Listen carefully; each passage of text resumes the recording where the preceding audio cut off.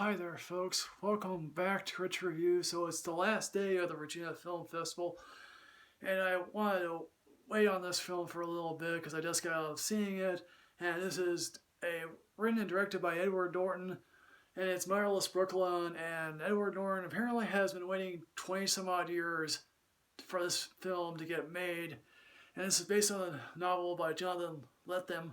And let me confess that I wasn't a particularly big fan of the original Lethem novel. I didn't think much of it. Apparently I'm in a minority of that because people just happen to love this novel. So what Edward Norton did is translate a modern day noir book into 1950s, because that's what everyone seems to just love, noir film from the 30s or the 50s. And he plays a man named Lionel who has Tourette syndrome, and basically in the opening monologue, he's basically like, my brain is like glass. Now, I don't know what it's like to live with Tourette syndrome, but obviously Edward Norton does a reasonably good job. And he works at a private detective agency for Bruce Willis, and obviously a couple of his colleagues are Ethan Suplee, obviously from Boy Meets World and Remember the Titans, Dallas Roberts from Walking Dead, and Bobby Cannavale. And obviously one day Lionel is asked to follow the Bruce Willis character. Of course, sadly, the Bruce Willis character meets an unfortunate end. Lionel is like, I want to see where this goes. Why was Bruce Willis meeting with all these people? Tourette syndrome. Now, obviously, the Tourette syndrome thing could easily have been played off for a joke, or could have easily been featured in the beginning and towards the end, and have the middle he'd just be talking regularly. Obviously, that doesn't happen. Now, where does all this lead? Well, it leads to a construction magnate played by Alec Baldwin, his brother, who played by Willem Dafoe, and I happened to see Willem Dafoe last year at the Virginia Film Festival playing Vincent Van Gogh. It looks like he kept the beard from that film, and basically he's just whacked out of his mind.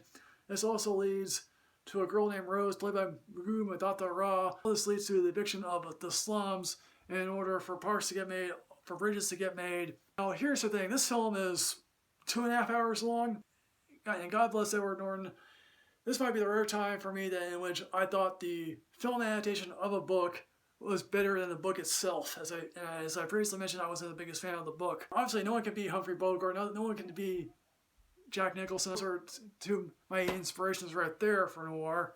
Norton has a nice rapport with Gugu Mbatha-Raw as his young black woman who's trying to raise hell and try to make sure that no one gets evicted.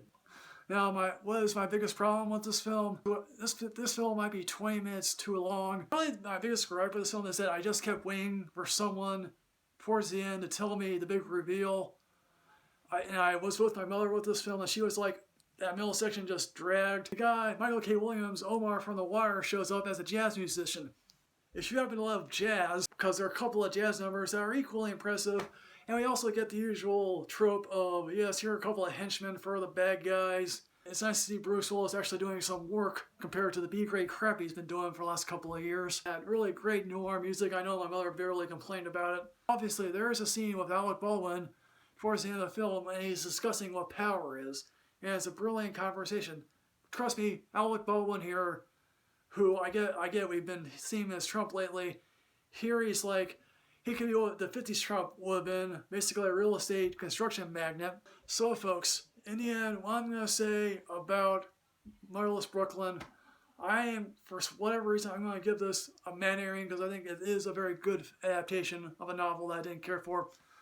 So folks, I'm on Twitter for whatever reason at Michael Rich at Rich Reviews 2. So folks, Motherless Brooklyn, have you seen this? What did you think? Apparently it's going to be playing next week, so check out my review then.